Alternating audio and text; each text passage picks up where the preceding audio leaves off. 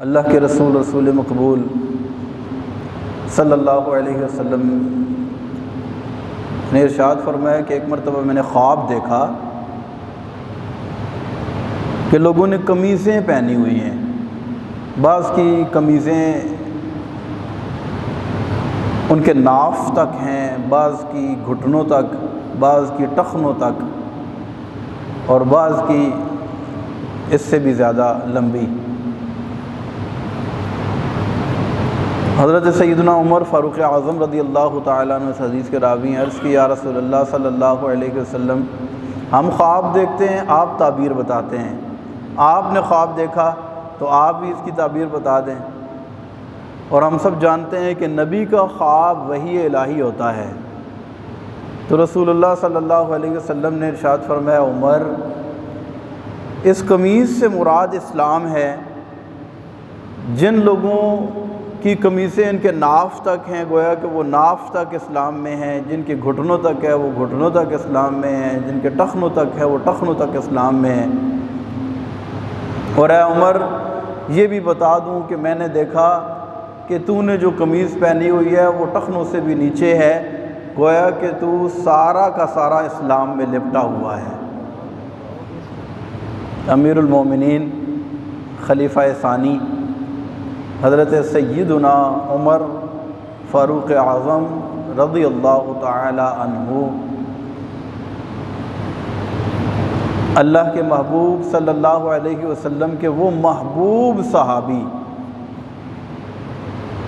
ان کا شمار ان ہستیوں میں ہوتا ہے۔ بعض لوگ ہوتے ہیں، ہم کہتے ہیں صدیوں میں پیدا ہوتے ہیں، لیکن بعض ایسے ہوتے ہیں وہ ایک دفعہ ہی دنیا میں آتے ہیں، ان کا نعم البدل یا ان کا ہم پلہ پھر اس کے بعد دنیا میں نہیں آتا۔ آپ رضی اللہ تعالیٰ عنہ کی ہستی ایسی ہیں کہ آپ کی زندگی کی اتنے پہلو ہیں، اتنے موضوعات ہیں۔ ہم ہر سال برکت کے لیے کسی ایک موضوع کو لیتے ہیں اور اس پر بات کرتے ہیں اور اس سے برکتیں لیتے ہیں، اور اپنے آپ کو، اپنے کردار کو اس کے مطابق اس کے سانچے میں ڈھالنے کی نیت کرتے ہیں، کوشش کرتے ہیں۔ لیکن حضرت سیدنا عمر فاروق اعظم رضی اللہ تعالیٰ عنہ کی زندگی کے اتنے پہلو ہیں کہ اگر سارا سال ہی ان پر بولا جائے، بات کی جائے تو پھر بھی، بلکہ ایک روایت میں یوں بھی آتا ہے کہ حضرت جبریل علیہ السلام 900 سال تک اگر عمر کی تعریف کرتے رہیں تو ان کی تعریف ختم نہ ہو۔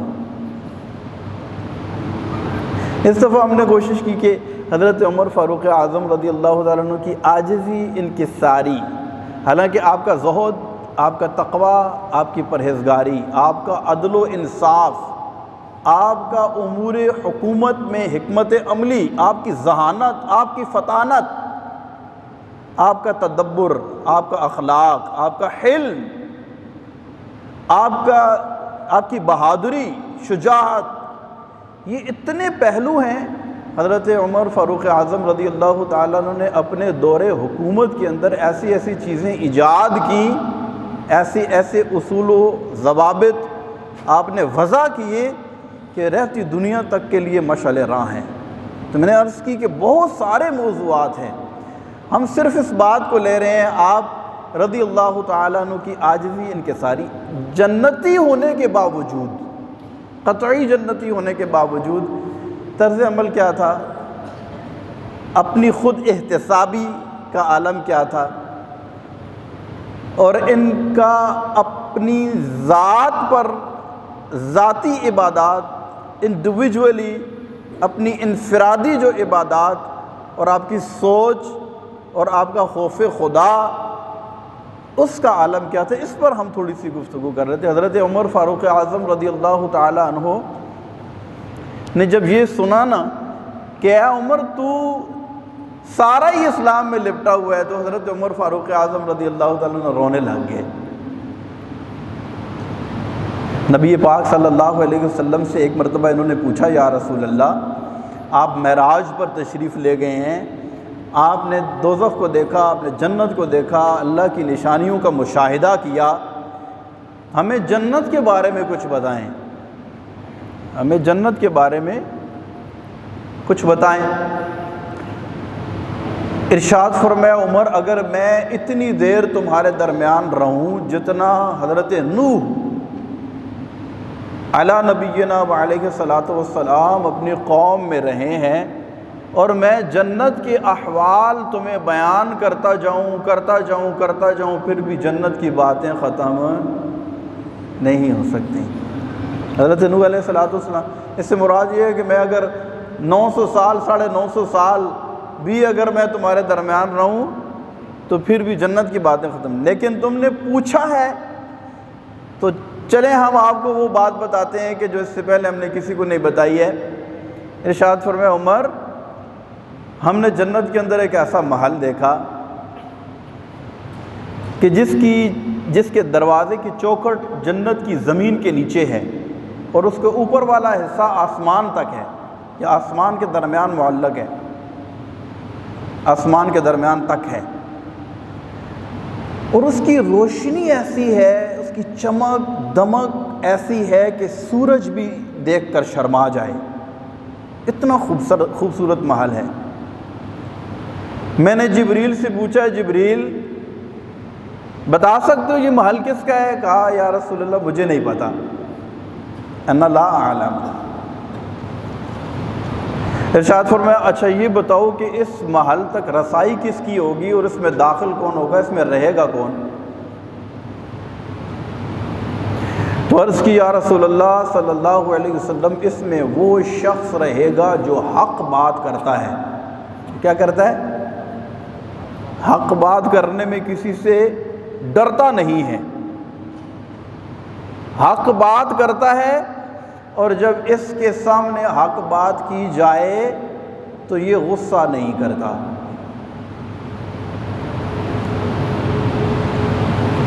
یہ دونوں پہلو جو ہے یہ بڑے قابل غور ہیں۔ ایک تو حق بات کرنے میں جھجک محسوس نہ کرنا،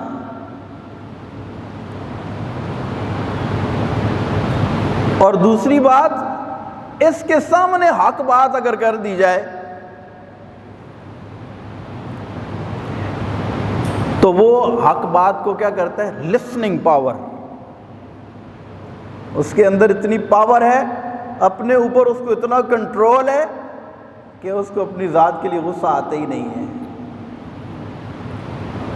ہمارے یہاں ہوتا یہ ہے نا کہ ہم حق بات جب کرنے پر قادر ہوتے ہیں تو ہم نڈر ہوتے ہیں، بے باک ہوتے ہیں، ہم کہتے ہیں یار میں بڑا بہادر ہوں، یعنی ہم یہ ایک بہادری کی صفت ہے کہ آپ حق بات کسی کے سامنے کر دیں، ڈریں نہ، یعنی آپ نڈر ہیں، آپ بہادر ہیں۔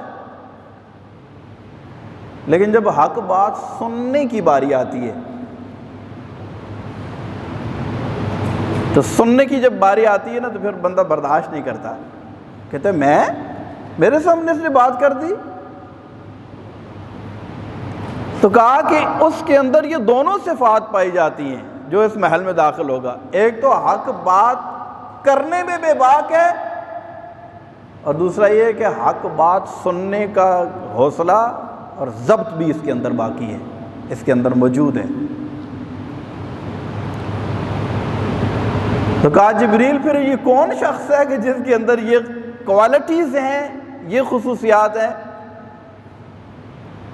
تو اے عمر جبریل نے مجھے بتایا کہ ان خصوصیات کا حامل آپ کا دوست، آپ کا یار، آپ کا صحابی عمر ہے، جو اس محل میں داخل ہوگا۔ حضرت عمر رضی اللہ تعالیٰ عنہ نے جب یہ بات سنی نا، اچھا ہم میں سے کوئی بندہ اتنی بڑی خوشخبری جب سن لے کہ جنت کے اندر اتنا عالی شان محل ہے اور اس محل کے اندر مجھے داخل کیا جائے گا، اور بات بھی اللہ کے رسول کہہ رہے ہیں، اور جو کنورسیشن ہو رہی ہے وہ جبریل کے ساتھ ہو رہی ہے، یعنی اتنی بڑی کنفرمیشن کہ وہ اتنا بڑا محل مجھے ملے گا، کتنی خوشی کی بات ہے۔ لیکن حضرت عمر فاروق اعظم رضی اللہ تعالیٰ عنہ کی زندگی کا یہ جو پہلو ہے نا، یہ بڑا مزیدار ہے، پرسوز پہلو ہے یہ۔ جب آپ کو کسی بہت بڑی خوشخبری کوئی ملتی نا تو آپ کی حالت غیر ہو جاتی ہے، رونے لگ جاتے ہیں آپ۔ خوف خدا، اللہ کی محبت میں جب کہا نا عمر تو اس محل میں داخل ہوگا، اتنا روئے غش کھا کر گر گئے۔ حضرت عبداللہ بن حسن رضی اللہ تعالیٰ عنہ فرماتے ہیں کہ سیدنا امیر المومنین عمر فاروق اعظم رضی اللہ تعالی عنہ پر اس بات کا اتنا اثر ہوا کہ مرتے دم تک پھر ہم نے ان کو ہنستے ہوئے نہیں دیکھا۔ اللہ اکبر۔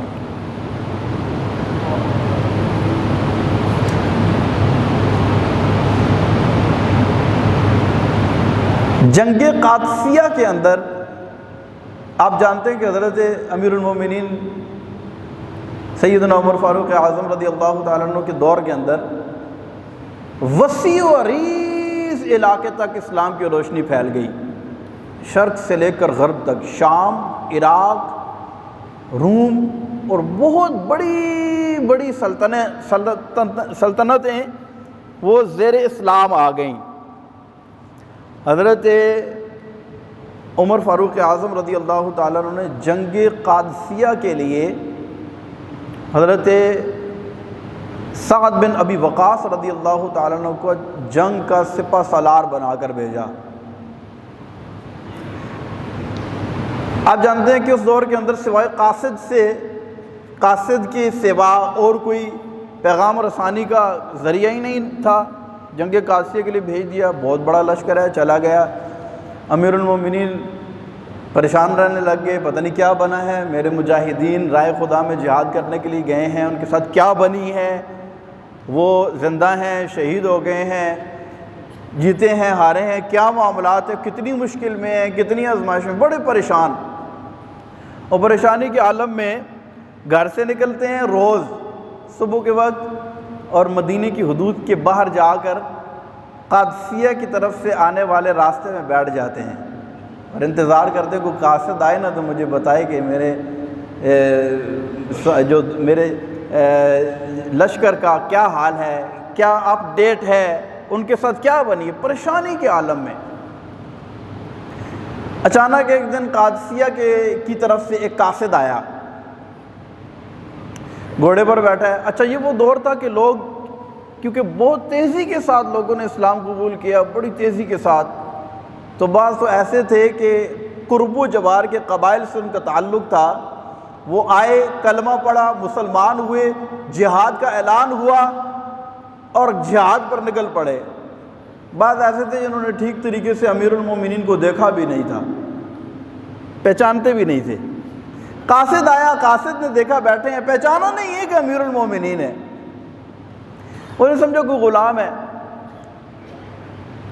آپ نے دیکھا قاصد آ رہا ہے، فوراً بھاگ کر اس کی گھوڑے کی لگام پکڑی، کہا کہ مجھے بتاؤ کہاں سے آ رہے ہو؟ کہا قادسیہ سے آ رہا ہوں۔ اچھا قادسیہ سے آ رہا ہوں، مجھے بتاؤ نا کیا اپ ڈیٹ ہے اور کیا خبر ہے؟ قاصد کہنے لگا اللہ تبارک و تعالی نے مسلمانوں کو فتح عطا فرمائی ہے۔ یہ کہہ کر قاصد نے گھوڑے کو ایڑ لگا دی۔ حضرت عمر فاروق اعظم رضی اللہ تعالیٰ عنہ امیر المومنین گھوڑے کے ساتھ ساتھ بھاگ رہے ہیں۔ اچھا اس کو یہ نہیں کہہ رہے میں امیر المومنین ہوں، مجھے خبر دینے کے لیے آئے ہو، رکو ادھر ذرا۔ اچھا ساتھ ساتھ بھاگ رہے ہیں، کہتے ہیں مجھے بتاؤ نا میرے سعد بن ابی وقاص کا کیا حال ہے، خالد بن ولید تو ٹھیک ہے نا، اسامہ بن زیاد کو کچھ ہوا تو نہیں ہے، مجھے بتاؤ۔ کہا بہت شہید ہوئے ہیں، جن کا نام تم لے رہے وہ ٹھیک ہیں، مجھے چھیڑو نہیں، میں نے ذرا جلدی جانا ہے، امیر المومنین کو میں نے خبر پہنچانی۔ بات کرتے کرتے مدینے کی حدود میں داخل ہو گئے۔ لوگوں نے دیکھا امیر المومنین گھوڑے کے ساتھ ساتھ بھاگ رہے ہیں اور قاصد گھوڑے کے اوپر بیٹھا ہے۔ لوگوں نے کہا امیر المومنین آپ؟ ابھی وہ قاصد نے سنا نا، اس کی چیخ نکل گئی، ایک دم رنگ اڑ گیا کہ میں تو اس کی بات میں سمجھ رہا تھا یہ میرا غلام ہے، یہ کوئی غلام ہے۔ چھلانگ لگائی، گھوڑے سے نیچے اترا، قدموں میں گر کر معافی مانگنے لگا۔ حضرت سیدنا عمر فاروق اعظم رضی اللہ تعالیٰ عنہ کتنے بڑے حکمران ہیں، جب قاصد معافیاں مانگ رہے ہیں نا، آنکھوں سے آنسو، کہا معافی مانگنے کی کیا بات ہے، تم نے تو بالکل ٹھیک کیا، تم نے کوئی غلط کام تو کیا ہی نہیں ہے جس کی تم معافی مانگ رہے ہو. میں تو کوئی چیز ہی نہیں ہوں. اور پھر عاجزی اور انکساری کے طور پر کہنے لگے میں تو ایک بزدل آدمی ہوں, خود مدینے میں بیٹھا ہوں, بوڑھا ہو گیا ہوں, اور سعد بن ابی وقاص کو سپہ سالار بنا کر جنگ پر روانہ کر دیا ہے, مجھ سے کیوں معافی مانگ رہے ہو؟ یعنی عاجزی, انکساری, کوئی پروٹوکول نہیں, کوئی واہ واہ کی خواہش نہیں, کوئی یہ تمنا نہیں ہے کہ مجھے کوئی کچھ سمجھے. یروشلم فتح ہو گیا, بیت المقدس آزاد کرا لیا گیا. حضرت ابو عبیدہ بن الجراح رضی اللہ تعالیٰ عنہ جنگ کے سپہ سالار ہیں. خبر آئی یروشلم فتح ہو گیا ہے. حضرت فاروق اعظم رضی اللہ تعالیٰ عنہ, وہ تاریخی واقعہ جو آپ نے کئی دفعہ سنا ہوگا. ہائے ہائے, جب بندہ سوچتا ہے یقین کرے بندے کے رونگٹے کھڑے ہو جاتے ہیں.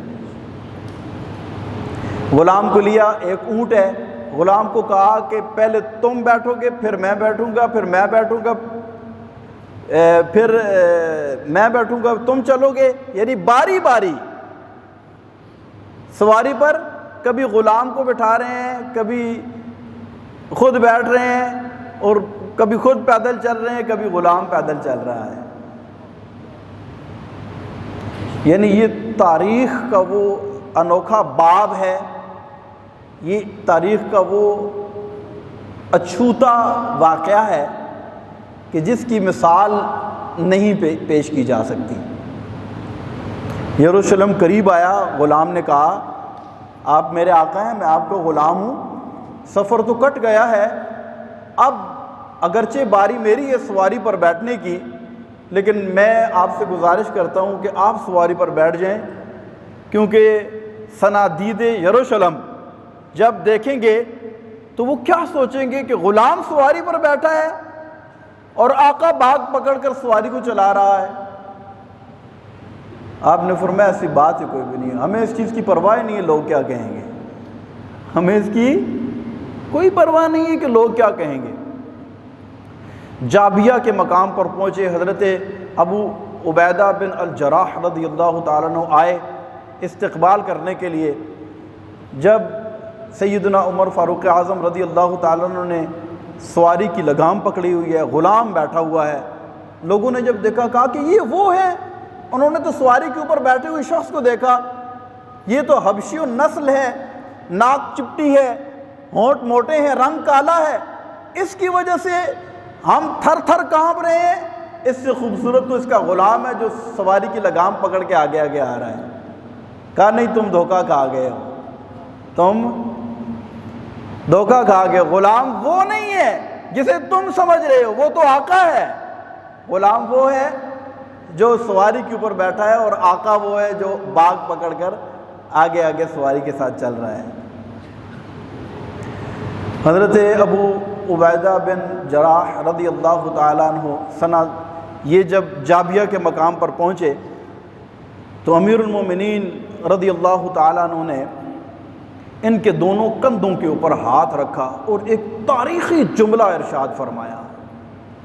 قوموں کے نشیب و فراز کا ایسا ذرعی اصول کہ قیامت تک آنے والے مسلمانوں کو یہ تنبیہ کی اور یہ سمجھا دیا کہ اگر سر اٹھا کر جینا چاہتے ہو تو اس اصول کو اپنا زندگی کا نصب العین بنا کر چلنا, ورنہ تم ذلیل و رسوا ہو جاؤ گے اور ذلت و رسوائی تمہارا مقدر بن جائے گی. ایک ایسا اہم ترین اصول بیان کیا.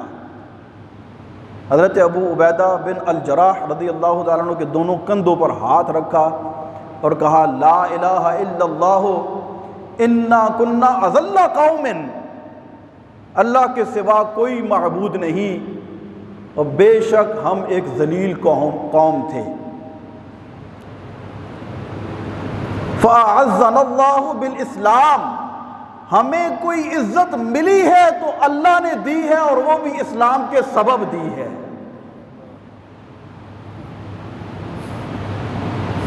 ہم کیا تھے؟ اے ابو عبیدہ بن الجراح، آج یروشلم فتح ہو گیا ہے، آج ہماری فتح کے جشن منائے جا رہے ہیں اور ہمارے نام کے ڈنکے بج رہے ہیں، تو یہ کس وجہ سے ہے؟ انا کنا اذل قوم، ہمارا اس میں کوئی کمال ہے؟ آج ہم حج کر لیں نا، حج، ماشاءاللہ حاجی حج کر کے آئے ہیں واپس، اللہ تبارک و تعالی سب حاجیوں کے حج کو قبول و منظور فرمائے، اس میں کوئی شک نہیں ہے۔ حاجی جب حج کر کے آتا ہے گناہوں سے پاک و صاف ہو جاتا ہے، اور 40 دن تک جس کے لیے دعا کرتا ہے اللہ اس کی بھی بخشش فرما دیتا ہے۔ لیکن حج کیوں کیا ہے یار؟ ایک سوال ہے، حج کیوں کیا ہے؟ کیا اس وجہ سے کہ میں اب سے اپنے نام کے ساتھ حاجی لکھوں گا؟ لکھتے ہیں نا ہم اپنے نام کے ساتھ حاجی، بھائی میں حافظ ہوں تو میں اپنے نام کے ساتھ لکھوں گا حافظ، تو آپ حاجی ہیں تو آپ اپنے نام کے ساتھ لکھیں گے حاجی۔ یہ بڑی ٹپیکل سی بات عرض کرنے جا رہا ہوں۔ تو حج تو کر لیا، عبادت بھی کر لی، بخشش بھی ہو گئی، حج قبول ہوا نہیں ہوا یہ تو اللہ جانتا ہے، لیکن ہمیں حسن ظن رکھنا چاہیے کہ حج ہم نے کر لیا تو اللہ نے قبول کر لیا ہوگا۔ لیکن کیا کیوں حج؟ کیوں حج کیا؟ کیا اس لیے کہ اللہ راضی ہو جائے، یا اس لیے کہ نام کے ساتھ کیا لکھوں گا؟ اب مجھے لوگ آئندہ کیا کہیں گے؟ حاجی صاحب، حاجی صاحب، اور پھر لوگ جو ہے نا اپنے نام کے ساتھ لکھتے بھی ہیں اور کہلواتے بھی ہیں، یار میں حج کر کے آیا ہوں، اتنا سفر کیا ہے، میں نے اتنے لاکھوں روپیہ لگایا ہے، تو مجھے حاجی کوئی نہیں کہتا۔ اسی طرح ہم جو بھی عبادت کرتے ہیں نا، جو بھی کرتے ہیں، ہمیں تسلی نہیں ہوتی جب تک ہم کسی کو بتا نہ لیں۔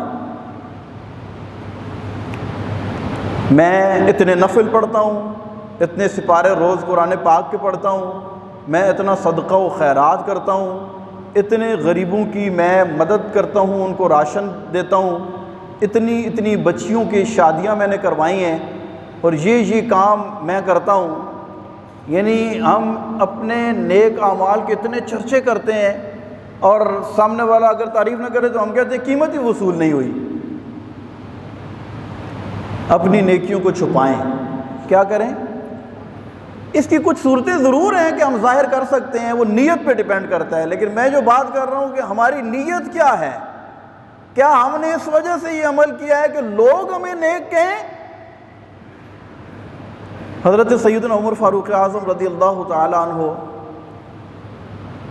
کیا حال تھا، قطعی جنتی ہونے کے باوجود جب آپ کی موت کا وقت قریب آیا، ایک دن آدھی رات کو حضرت حذیفہ بن یمان رضی اللہ تعالیٰ عنہ، یہ وہ صحابی رسول تھے جو نبی پاک صلی اللہ علیہ وسلم کے ہمراز تھے، اور رسول اللہ صلی اللہ علیہ وسلم نے منافقین کی لسٹ ان کو دے رکھی تھی کہ ان کے نام ہیں یہ منافقین، ان کی لسٹ حضرت حذیفہ بن یمان کو دے رکھی تھی۔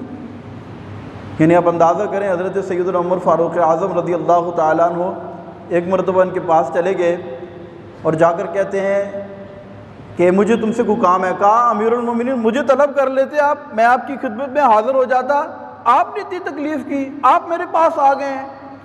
کہا نہیں، میں آج کسی اور وجہ سے نہیں، بلکہ میرا ایک ذاتی کام ہے، اس وجہ سے میں آیا ہوں، اسی لیے میں نے تمہیں اپنے پاس نہیں بلایا، میں تمہارے پاس چل کر آیا ہوں۔ کہا امیر المومنین حکم کریں۔ ساتھ ساتھ رو رہے ہیں اور ساتھ ساتھ کہہ رہے ہیں کہ اے حذیفہ سچ سچ بتانا، آج مجھے عمر بوڑھا ہو گیا ہے، داڑھی میں سفید بال آ گئے ہیں، میں مسجد سے نماز پڑھ کر نکلتا ہوں تو سارے کہتے ہیں کہ عمر بڑا نیک ہے۔ عمر کیا ہے؟ اچھا یہ نیک کہنے والے کون ہیں؟ یہ صحابی ہیں، اصحاب رسول کہہ رہے ہیں عمر نیک ہے، عمر جنتی ہے، عمر نے بڑے اچھے اچھے کام کیے ہیں، عمر کی وجہ سے اسلام کو بڑا فائدہ ہوا ہے۔ اے حذیفہ مجھے لوگ سارے نیک کہتے ہیں، آج ہمیں بھی لوگ نیک کہتے ہیں نا، لوگ ہمارے احترام میں کھڑے ہو جاتے ہیں، لوگ کہتے ہیں بڑا نیک ہے، بڑا نمازی ہے، بڑا پرہیزگار ہے، لوگ کہتے ہیں یار بڑا حافظ ہے، عالم ہے، مفتی ہے، لوگ کہتے ہیں حاجی ہے، نمازی ہے، بڑا صدقہ و خیرات کرتا ہے۔ ہم پھولے نہیں سماتے، یقین کریں ہم سمجھتے ہیں یار ہم نے بڑا تیر مار لیا ہے، لوگ جو ہمیں نیک کہہ رہے ہیں، لوگ کہتے ہیں یار یہ بڑا جنتی آدمی ہے، ہمارے دل میں لڈو پھوٹتے ہیں یار، لوگ ہمیں جنتی کہہ رہے ہیں، تو ہم جنتی ہو گئے، لوگ جو ہمیں کہہ رہے ہیں یار۔ کہتے ہیں حذیفہ، عمر جب نماز پڑھ کے نکلتا ہے نا تو لوگ عمر کو کہتے ہیں عمر جنتی ہے۔ حذیفہ میں تجھے اللہ کی قسم دیتا ہوں، رسول اللہ نے تجھے جو منافقین کی لسٹ دی ہے، سچ سچ بتاؤ عمر کا نام تو نہیں ہو؟